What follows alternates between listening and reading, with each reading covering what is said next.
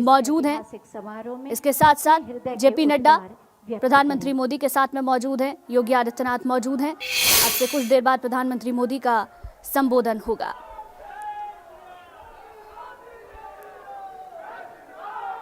पूरी काशी आज हर हर महादेव कहती हुई नजर आ रही है। हर हर महादेव,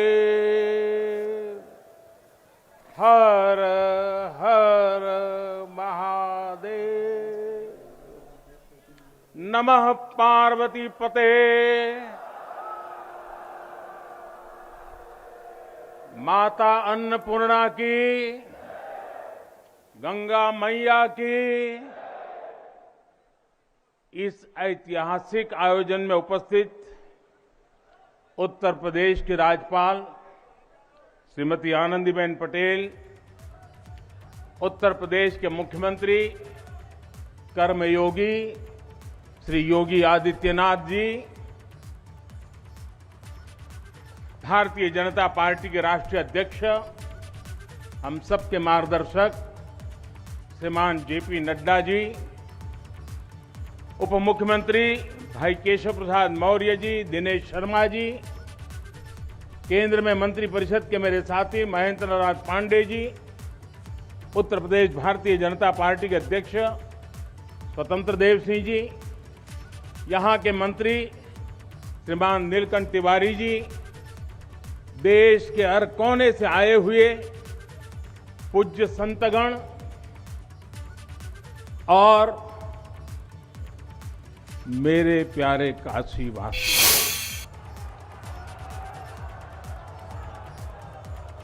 और देश विदेश से इस अवसर के साक्षी बन रहे सभी श्रद्धालु साथीगण, काशी के सभी बंधुओं के साथ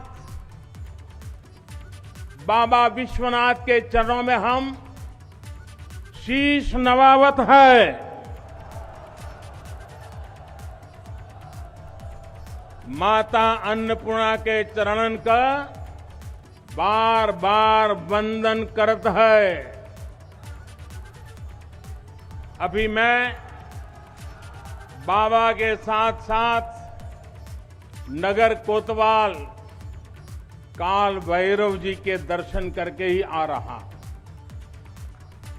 देशवासियों के लिए उनका आशीर्वाद लेकर आ रहा।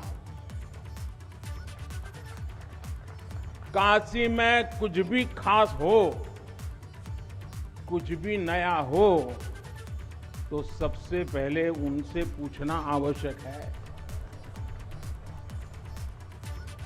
मैं काशी के कोतवाल के चरणों में भी प्रणाम करता हूं। गंगा तरंग रमणीय जटा कलापम, गौरी निरंतर विभूषित वाम भागम, नारायण प्रिय मनंग मदापहारम, वाराणसी पुरपतिम भज विश्वनाथम।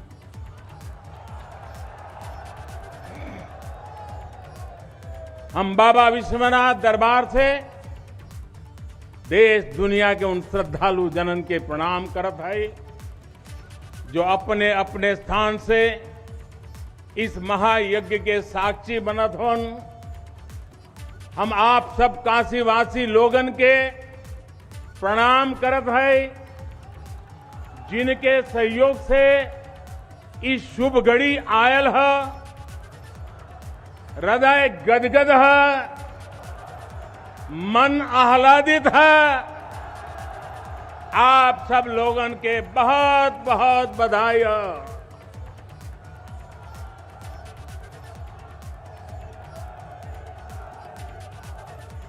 साथियों, हमारे पुराणों में कहा गया है कि जैसे ही कोई काशी में प्रवेश करता है, सारे बंधनों से मुक्त हो जाता है। भगवान विश्वेश्वर का आशीर्वाद, एक अलौकिक ऊर्जा यहां आते ही हमारे अंतर आत्मा को जागृत कर देती है। और आज आज तो इस चीर चैतन्य काशी की चेतना में एक अलग ही स्पंदन है। आज आदि काशी की अलौकिकता में एक अलग ही आभा है। आज शाश्वत बनारस के संकल्पों में एक अलग ही सामर्थ्य दिख रहा है। हमने शास्त्रों में सुना है, जब भी कोई पुण्य अवसर होता है तो सारे तीर्थ, सारी देवीय शक्तियां बनारस में बाबा के पास उपस्थित हो जाती है। कुछ वैसा ही अनुभव आज मुझे बाबा के दरबार में आकर हो रहा है। ऐसा लग रहा है कि हमारा पूरा चेतन ब्रह्मांड इससे जुड़ा हुआ है। वैसे तो अपनी माया का विस्तार बाबा ही जाने, लेकिन जहां तक हमारी मानवीय दृष्टि जाती है, विश्वनाथ धाम के इस पवित्र आयोजन के इसे समय पर इस समय पूरा विश्व जुड़ा हुआ है। साथियों, आज भगवान शिव का प्रिय दिन सोमवार है। आज विक्रम संवत 2078 मार्गशीर्ष शुक्ल पक्ष 10वीं तिथि एक नया इतिहास रच रही है।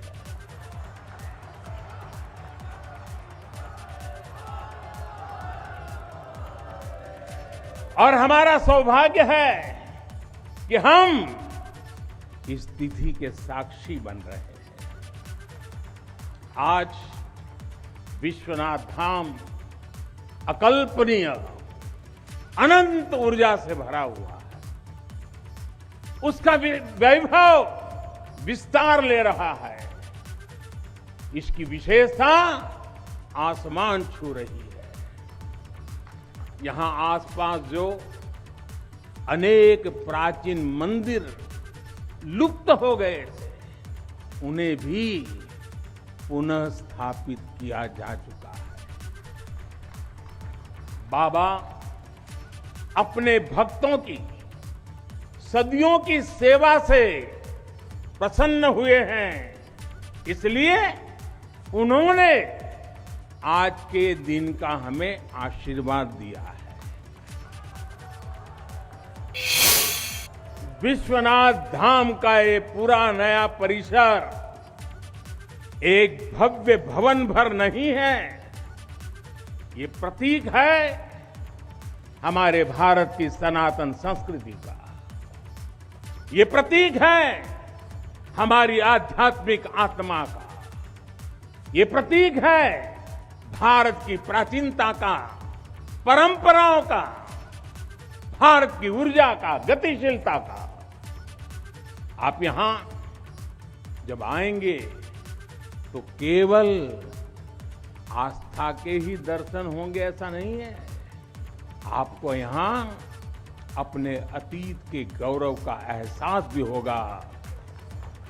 कैसे प्राचीनता और नवीनता एक साथ सजीव हो रही है, कैसे पुरातन की प्रेरणाएं भविष्य को दिशा दे रही हैं, इसके साक्षात दर्शन विश्वनाथ धाम परिसर में हम कर रहे हैं।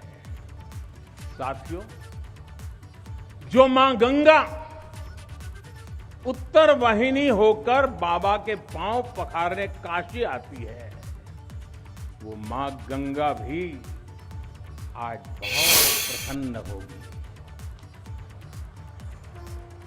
अब जब हम भगवान विश्वनाथ के चरणों में प्रणाम करेंगे, ध्यान लगाएंगे, तो मां गंगा को स्पर्श करती हुई हवा हमें स्नेह देगी, हमें आशीर्वाद देगी। और जब मां गंगा उन्मुक्त होगी प्रसन्न होगी तो बाबा के ध्यान में हम गंग तरंगों की कलकल का दैवीय अनुभव भी कर सकेंगे। बाबा विश्वनाथ सबके हैं, मां गंगा सबकी है, उनका आशीर्वाद सबके लिए है। लेकिन समय और परिस्थितियों के चलते बाबा और मां गंगा की सेवा की ये सुलभता मुश्किल हो चली।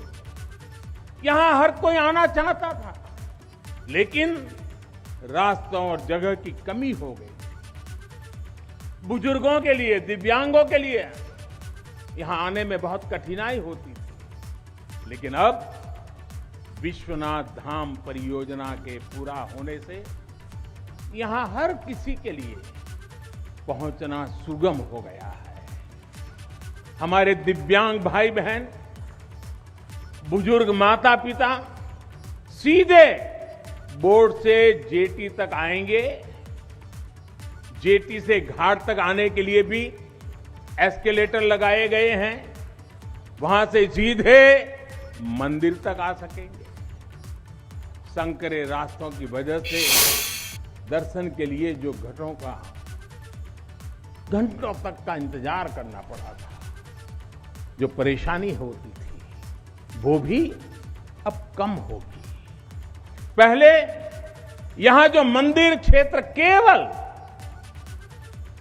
3000 वर्ग फीट में था, वो अब करीब 5 लाख वर्ग फीट का हो गया।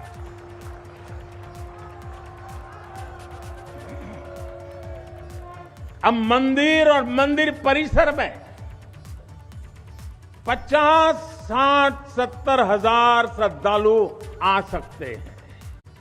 यानी पहले मां गंगा का दर्शन स्नान और वहां से सीधे विश्वनाथ धाम, यही तो है हर हर महादेव। साथियों, जब मैं बनारस आया था तो एक विश्वास लेकर आया। विश्वास अपने से ज्यादा बनारस के लोगों पर था, आप पर था। आज हिसाब किताब का समय नहीं है, लेकिन मुझे याद है तब कुछ ऐसे लोग भी थे जो बनारस के लोगों पर संदेह करते थे। कैसे होगा ही नहीं, यहां तो ऐसे ही चलता है। ये मोदी जी जैसे बहुत आके गए।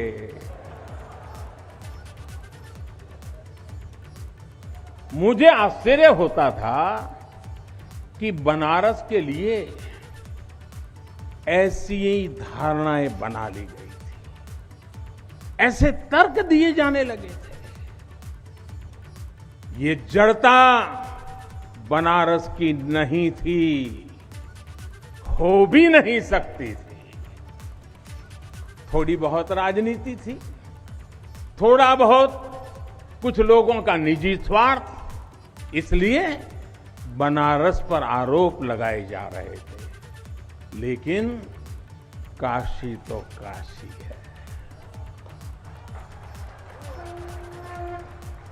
काशी तो अविनाशी है। काशी में एक ही सरकार है,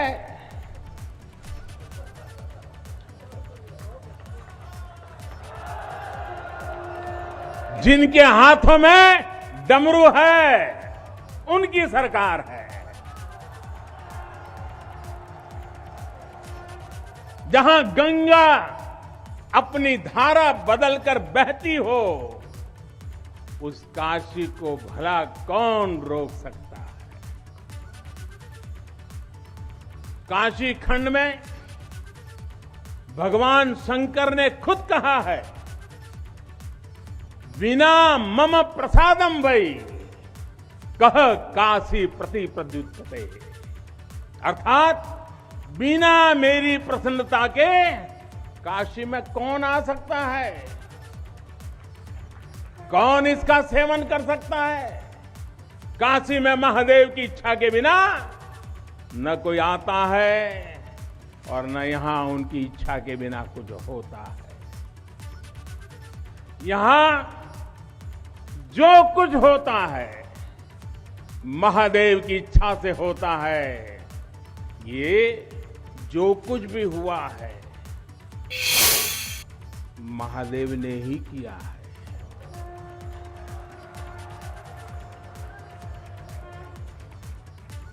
ई विश्वनाथ धाम तो बाबा आपन आशीर्वाद से बनेले हुअन। उनकर इच्छा के बिना का कोई पत्ता हिल सकेला। कोई कितना बड़ा हवे तो अपने घरे का होइए, ऊ बोलिए तबे कोई आ सकेला, कुछ कर सकेला। साथियों, बाबा के साथ अगर किसी और का योगदान है तो वो बाबा के गणों का है। बाबा के गण यानी हमारे सारे काशीवासी जो खुद महादेव के ही रूप है। जब भी बाबा को अपनी शक्ति अनुभव करानी होती है वो काशी वासियों का माध्यम ही बना देते हैं। फिर काशी करती है और दुनिया देखती है। इदम शिवाय इदम नमः, इदम शिवाय इदम नमः। भाई और बहनों, मैं आज अपने हर उस श्रमिक भाई बहनों का भी आभार व्यक्त करना चाहता हूं जिसका पसीना इस भव्य परिसर के निर्माण में बहा है। कोरोना के इस विपरीत काल में भी उन्होंने यहां पर काम रुकने नहीं दिया। मुझे अभी अपने इस श्रमिक साथियों से मिलने का अवसर मिला, उनके आशीर्वाद लेने का सौभाग्य मिला। हमारे कारीगर, हमारे सिविल इंजीनियरिंग से जुड़े लोग, प्रशासन के लोग, वो परिवार जिनके यहां घर हुआ करते थे, मैं सभी का अभिनंदन करता हूं। और इन सबके साथ मैं यूपी सरकार, हमारे कर्मयोगी मुख्यमंत्री योगी आदित्यनाथ जी का भी और उनकी पूरी टीम का भी अभिनंदन करता हूं जिन्होंने काशी विश्वनाथ धाम परियोजना को पूरा करने के लिए दिन रात एक कर दिया। साथियों, हमारी इस वाराणसी ने युगों को जिया है, इतिहास को बनते बिगड़ते देखा है। कितने ही कालखंड आए गए, कितनी ही सल्तनतें उठी और मिट्टी में मिल गई, फिर भी बनारस बना हुआ है। बनारस अपना रस बिखेर रहा है। बाबा का ये धाम शाश्वत ही नहीं रहा है, इसके सौंदर्य ने भी हमेशा संसार को आश्चर्यचकित और आकर्षित किया है। हमारे पुराणों में प्राकृतिक आभा से घिरी काशी के ऐसे ही दिव्य स्वरूप का वर्णन किया गया है। अगर हम ग्रंथों को देखेंगे, शास्त्रों को देखेंगे, इतिहासकारों ने भी वृक्षों, सरोवरों, तालाबों से घिरी काशी के अद्भुत स्वरूप का बखान किया है। लेकिन समय कभी एक जैसा नहीं रहता।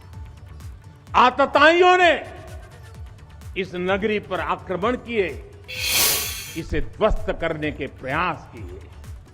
औरंगजेब के अत्याचार, उसके आतंक का इतिहास साक्षी है। जिसने सभ्यता को तलवार के बल पर बदलने की कोशिश की, जिसने संस्कृति को कट्टरता से कुचलने की कोशिश की, लेकिन इस देश की मिट्टी बाकी दुनिया से कुछ अलग है। यहां अगर औरंगजेब आता है तो शिवाजी भी उठ खड़े होते हैं। अगर कोई सालार मसूद इधर बढ़ता है तो राजा सुहेलदेव जैसे वीर योद्धा उसे हमारी एकता की ताकत का एहसास करा देते हैं। और अंग्रेजों के दौर में भी वॉरेन हेस्टिंग्स का क्या हाल काशी के लोगों ने किया था। ये तो काशी के लोग समय समय पर बोलते रहते हैं और काशी की जुबान पे निकलता है, घोड़े पर हौदा और हाथी पर जिन जान लेकर भागल वॉरेन हेस्टिंग्स। साथियों, आज समय का चक्र देखिए, आतंक के वो पर्याय इतिहास के काले पन्नों तक सिमट कर रह गए हैं और मेरी काशी आगे बढ़ रही है, अपने गौरव को फिर से नई भव्यता दे रही है। साथियों, काशी के बारे में मैं जितना बोलता हूं उतना डूबता जाता हूं, उतना ही भावुक हो जाता हूं। काशी शब्दों का विषय नहीं है, काशी संवेदनाओं की सृष्टि है। काशी वो है जहां जागृति ही जीवन है। काशी वो है जहां मृत्यु भी मंगल है। काशी वो है जहां सत्य ही संस्कार है। काशी वो है जहां प्रेम ही परंपरा है। भाइयों बहनों, हमारे शास्त्रों ने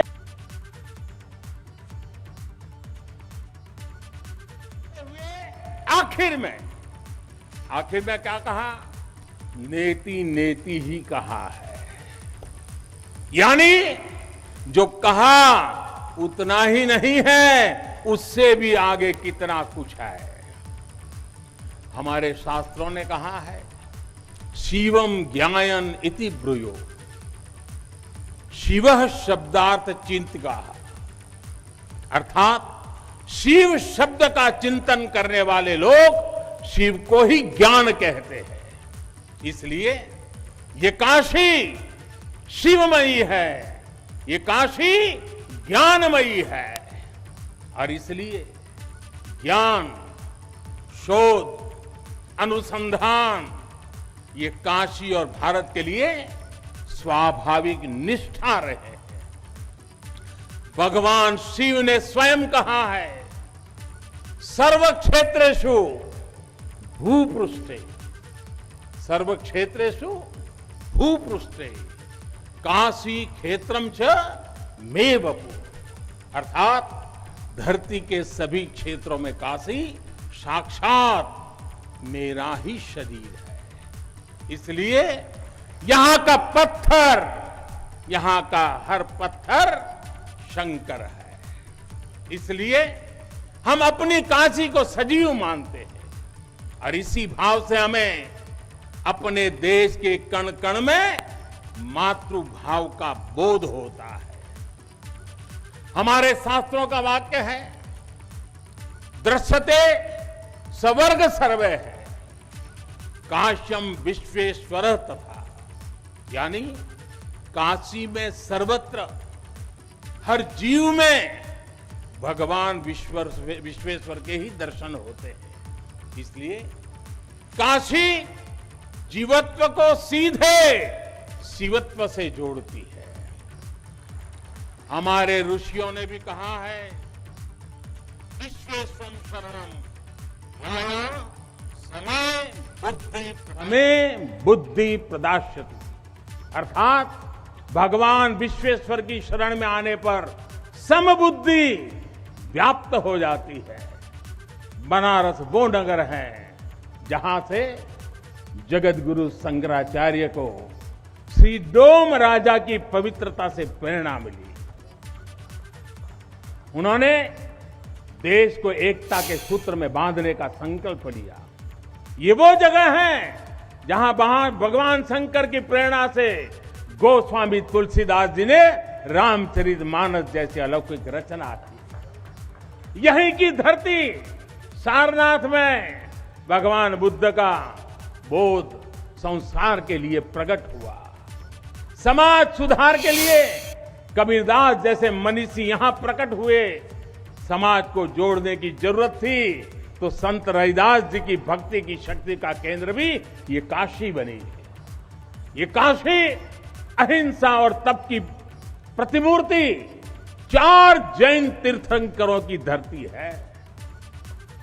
राजा हरिश्चंद्र की सत्य निष्ठा से लेकर वल्लभाचार्य और रामानंद जी के ज्ञान तक, चैतन्य महाप्रभु और समर्थ गुरु रामदास के से लेकर स्वामी विवेकानंद और मदन मोहन मालवीय तक कितने ही ऋषियों और आचार्यों का संबंध काशी की पवित्र धरती से रहा है। छत्रपति शिवाजी महाराज ने यहां प्रेरणा पाई। रानी लक्ष्मीबाई से लेकर चंद्रशेखर आजाद तक कितने ही सेनानियों की कर्मभूमि जन्मभूमि काशी रही है। भारतेंदु हरिश्चंद्र, जयशंकर प्रसाद, मुंशी प्रेमचंद, पंडित रविशंकर और बिस्मिल्लाह खान जैसी प्रतिभाएं इस स्मरण को कहां तक लेते जाए, कितना कहते जाए, भंडार भरा पड़ा है। जिस तरह काशी अनंत है वैसे ही काशी का योगदान भी अनंत है। काशी के विकास में इन अनंत पुण्य आत्माओं की ऊर्जा शामिल है। इस विकास में भारत की अनंत परंपराओं की विरासत शामिल है। इसलिए हर मत मतांतर के लोग, हर भाषा वर्ग के लोग यहां आते हैं कि यहां से अपना जुड़ाव महसूस करते हैं। साथियों, काशी हमारे भारत की सांस्कृतिक, आध्यात्मिक, राजधानी तो है ही, ये भारत की आत्मा का एक जीवंत अवतार भी है। आप देखिए, पूरब और उत्तर को जोड़ती हुई यूपी में बसी ये काशी, यहां विश्वनाथ मंदिर को तोड़ा गया तो मंदिर का पुनर्निर्माण माता अहल्याबाई होलकर ने करवाया। जिनकी जन्मभूमि महाराष्ट्र थी, जिनकी कर्मभूमि इंदौर, माहेश्वर और अनेक क्षेत्रों में थी, उन माता अहल्याबाई होलकर को आज मैं इस अवसर पर नमन करता हूं। 200-250 साल पहले उन्होंने काशी के लिए इतना कुछ किया था। तब के बाद काशी के लिए इतना काम अब हुआ है। साथियों, बाबा विश्वनाथ मंदिर की आभा बढ़ाने के लिए पंजाब से महाराजा रणजीत सिंह ने 23 मण सोना चढ़ाया था। इसके शिखर पर सोना मढ़वाया था। पंजाब से पूज्य गुरु नानक देव जी भी काशी आए थे, यहां सत्संग किया था। दूसरे सिख गुरुओं का भी काशी से विशेष रिश्ता रहा था। पंजाब के लोगों ने काशी के पुनर्निर्माण के लिए दिल खोलकर दान दिया था। पूरब में बंगाल की रानी भवानी ने बनारस के विकास के लिए अपना सब कुछ अर्पण किया। मैसूर और दूसरे दक्षिण भारतीय राजाओं का भी बनारस के लिए बहुत बड़ा योगदान रहा है। एक ऐसा शहर है जहां आपको उत्तर, दक्षिण, नेपाली, लगभग हर तरह की शैली के मंदिर दिख जाएंगे। विश्वनाथ मंदिर इसी आध्यात्मिक चेतना का केंद्र रहा है और अब ये विश्वनाथ धाम परिसर अपने भव्य रूप में इस चेतना को और ऊर्जा देगा। साथियों, फिर भारत के लोगों की काशी के प्रति आस्था, दक्षिण भारत का काशी पर और काशी का दक्षिण भारत पर प्रभाव हम सब भली भांति जानते हैं। एक ग्रंथ में लिखा है, तेनो पयाथेन कदाचनात् वाराणसीम पाप निवारणम आवादी वाणी बलिना सविष्यन विलोक्य लीला वासरे विलिप्ता। कन्नड़ भाषा में कहा गया है, यानी जब सदगुरु माधवाचार्य जी अपने शिष्यों के साथ चल रहे थे तो उन्होंने कहा था कि काशी के विश्वनाथ पाप का निवारण करते हैं। उन्होंने अपने शिष्यों को काशी के वैभव और उसकी महिमा के बारे में भी समझाया।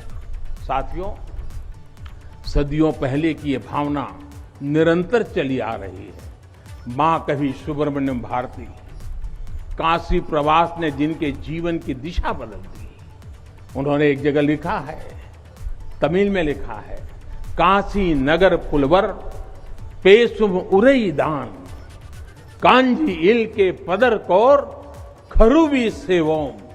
यानी काशी नगरी के संत कवि का भाषण कांचीपुर में सुनने का साधन बनाएंगे। काशी से निकला हर संदेश ही इतना व्यापक है कि देश की दिशा बदल देता है। वैसे मैं एक बात और कहूंगा, मेरा पुराना अनुभव है। हमारे घाट पर रहने वाले, नाव चलाने वाले कई बनारसी साथी तो, और आपने भी कभी अनुभव किया होगा, तमिल, कन्नड़ा, तेलुगु, मलयालम इतनी फर्राटेदार तरीके से बोलते हैं कि लगता है कि कहीं केरला, तमिलनाडु या कर्नाटक तो नहीं आ गए। अब इतना बढ़िया बोलते हैं। साथियों, भारत की हजारों सालों की ऊर्जा ऐसे ही तो सुरक्षित रही है, संरक्षित रही है। जब अलग अलग स्थानों के क्षेत्रों के सूत्र से जुड़ते हैं तो भारत एक भारत श्रेष्ठ भारत के रूप में जागृत होता है। इसलिए हमें सौराष्ट्र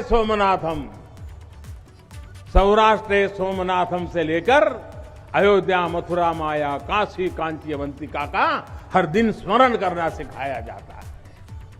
हमारे यहां तो 12 ज्योतिर्लिंगों के स्मरण का ही फल बताया गया है। तस्य तस्य फल प्राप्ति ही भविष्यति न संशय। यानी सोमनाथ से लेकर विश्वनाथ तक 12 ज्योतिर्लिंगों का स्मरण करने से हर संकल्प सिद्ध हो जाता है। इसमें कोई संशय ही नहीं है।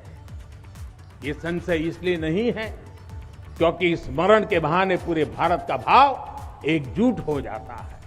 और जब भारत का भाव आ जाए तो संशय कहां रह जाता है, असंभव क्या बचता है। साथियों, ये भी सिर्फ संयोग नहीं है कि जब भी काशी ने करवट ली है, कुछ नया किया है, देश का भाग्य भी बदला। बीते 7 वर्षों से काशी में चल रहा विकास का महायज्ञ आज एक नई ऊर्जा को प्राप्त कर रहा है। काशी विश्वनाथ धाम का लोकार्पण भारत को एक निर्णायक दिशा देगा, एक उज्जवल भविष्य की तरफ ले जाएगा। ये परिसर साक्षी है हमारे सामर्थ्य का, हमारे कर्तव्य का। अगर सोच लिया जाए, ठान लिया जाए तो असंभव कुछ भी नहीं। हर भारतवासी की भुजाओं में वो बल है, हर भारतवासी की भुजाओं में वो बल है जो अकल्पनीय को साकार कर देता है। हम तप जानते हैं, हम तपस्या जानते हैं, देश के लिए दिन रात खपना जानते हैं। चुनौती कितनी ही बड़ी क्यों ना हो, हम भारतीय मिलकर उसे परास्त कर सकते हैं। विनाश करने वालों की शक्ति कभी भारत की शक्ति और भारत की भक्ति से बड़ी नहीं हो सकती। याद रखिए, जैसी दृष्टि से हम खुद को देखेंगे, वैसी ही दृष्टि से विश्व भी हमें देखेगा।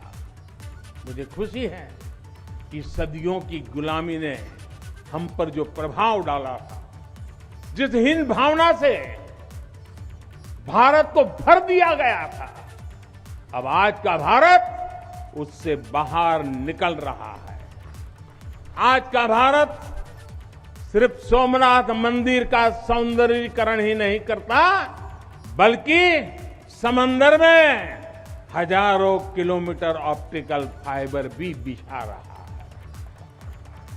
आज का भारत सिर्फ बाबा केदारनाथ मंदिर का जीर्णोद्धार ही नहीं कर रहा, बल्कि अपने दमखम पर अंतरिक्ष में भारतीयों को भेजने की तैयारी में जुटा है। आज का भारत सिर्फ अयोध्या में प्रभु श्री राम का मंदिर ही नहीं बना रहा, बल्कि देश के हर जिले में मेडिकल कॉलेज भी बना रहा है। आज का भारत सिर्फ बाबा विश्वनाथ धाम को भव्य रूप ही नहीं दे रहा, बल्कि गरीब के लिए करोड़ों पक्के घर भी बना रहा है। साथियों, नए भारत में अपनी संस्कृति का गर्व भी है और अपने सामर्थ्य पर उतना ही भरोसा है। नए भारत में विरासत भी है और विकास भी है। आप देखिए, अयोध्या से जनकपुर आना जाना आसान बनाने के लिए राम जन्म की मार्ग का निर्माण हो रहा है। आज भगवान राम से जुड़े स्थानों को रामायण सर्किट से जोड़ा जा रहा है और साथ ही रामायण ट्रेन चलाई जा रही है। बुद्ध सर्किट पर ही काम हो रहा है, तो साथ ही कुशीनगर में इंटरनेशनल एयरपोर्ट भी बनाया गया है। करतारपुर साहिब कॉरिडोर का निर्माण किया गया है, तो वहीं हेमकुंड साहिब जी के दर्शन आसान बनाने के लिए रोपवे बनाने की भी तैयारी है। उत्तराखंड में 4 धाम सड़क महापरियोजना पर भी तेजी से काम जारी है। भगवान विट्ठल के करोड़ों भक्तों के आशीर्वाद से श्री संत ज्ञानेश्वर महाराज पालकी मार्ग और संत तुकाराम महाराज पालकी मार्ग का भी काम अभी कुछ हफ्ते पहले शुरू हो चुका है। साथियों, केरला में गुरुवायूर मंदिर हो या तमिलनाडु में कांचीपुरम वेलंकानी, तेलंगाना का जोगलांबा देवी मंदिर हो या फिर बंगाल का बेलूर मठ, गुजरात में द्वारका जी हो या फिर अरुणाचल प्रदेश का परशुराम कुंड, देश के अलग अलग राज्यों में हमारी आस्था और संस्कृति से जुड़े ऐसे अनेकों पवित्र स्थानों पर पूरे भक्ति भाव से काम किया गया है, काम चल रहा है। भाइयों और बहनों, आज का भारत अपनी खोई हुई विरासत को फिर से संजो रहा है। यहां काशी में तो माता अन्नपूर्णा खुद विराजती है। मुझे खुशी है कि काशी से चुराई गई मां अन्नपूर्णा की प्रतिमा 1 शताब्दी के इंतजार के बाद, 100 साल के बाद अब फिर से काशी में स्थापित की जा चुकी है। माता अन्नपूर्णा की कृपा से कोरोना के कठिन समय में देश ने अपने अन्न भंडार खोल दिए। कोई गरीब भूखा न सोए, इसका ध्यान रखा। मुफ्त राशन का इंतजाम किया। साथियों, जब भी हम भगवान के दर्शन करते हैं, मंदिर आते हैं, कई बार ईश्वर से कुछ मांगते हैं, कुछ संकल्प लेकर भी जाते हैं। मेरे लिए तो जनता जनार्दन ईश्वर का रूप है। मेरे लिए हर भारतवासी ईश्वर का ही अंश है। जैसे सब लोग भगवान के पास जाकर के मांगते हैं, जब मैं आपको भगवान मानता हूं, जनता जनार्दन को ईश्वर का रूप मानता हूं, तो मैं आज आपसे कुछ मांगना चाहता हूं। मैं आपसे कुछ मांगता हूं। मैं आपसे अपने लिए नहीं, हमारे देश के लिए 3 संकल्प चाहता हूं। भूल मत जाना, 3 संकल्प चाहता हूं और बाबा की पवित्र धरती से मांग रहा हूं। पहला, स्वच्छता। दूसरा, सृजन। और तीसरा, आत्मनिर्भर भारत के लिए निरंतर प्रयास।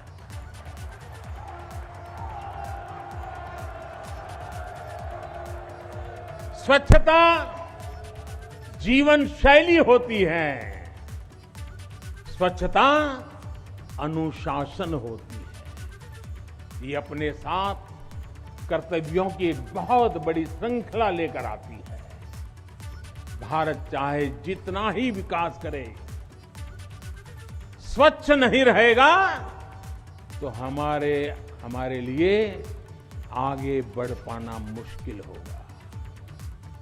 इस दिशा में हमने बहुत कुछ किया है, लेकिन हमें अपने प्रयासों को और बढ़ाने होंगे।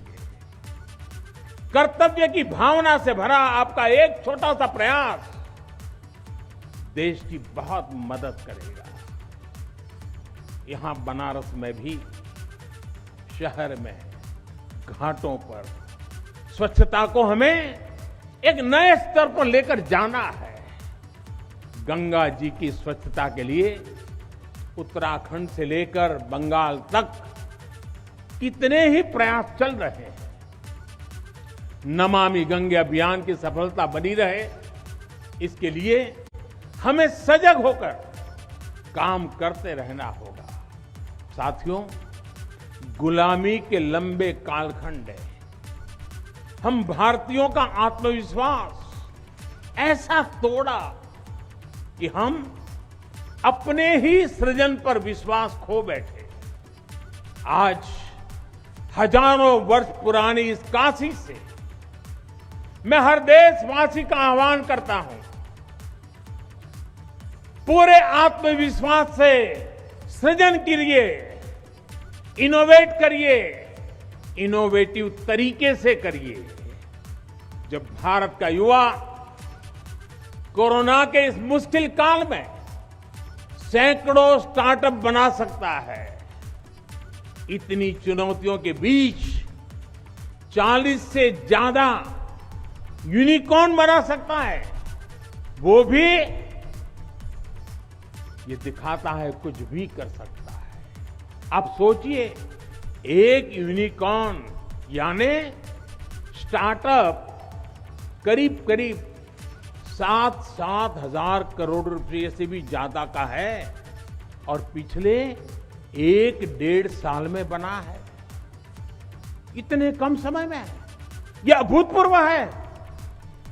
हर भारतवासी जहां भी है, जिस भी क्षेत्र में है, देश के लिए कुछ नया करने का प्रयास करेगा, तभी नए मार्ग मिलेंगे, नए मार्ग बनेंगे और हर नई मंजिल पाकर रहेंगे।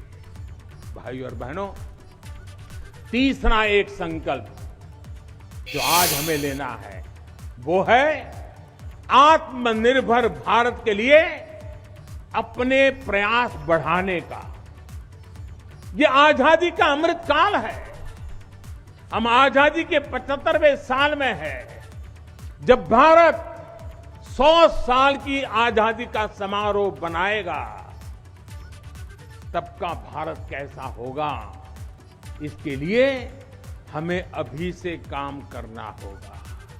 और इसके लिए जरूरी है हमारा आत्मनिर्भर होना।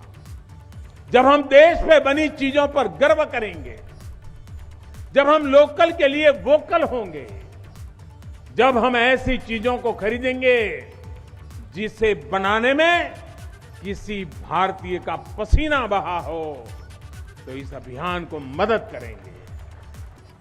अमृत काल में भारत 130 करोड़ देशवासियों के प्रयासों से, सबके प्रयासों से आगे बढ़ रहा है।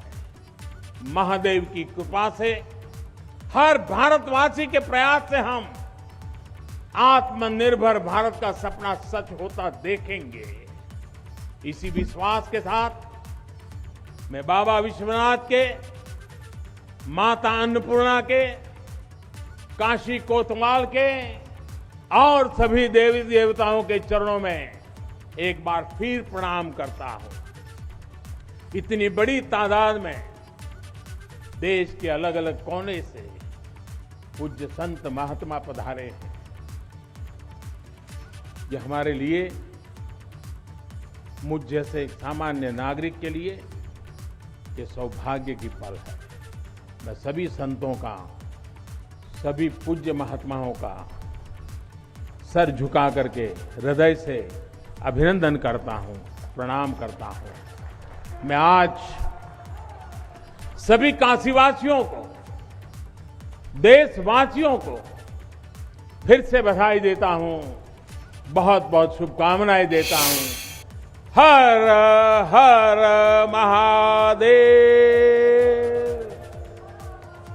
हर हर महादेव, हर हर महादेव।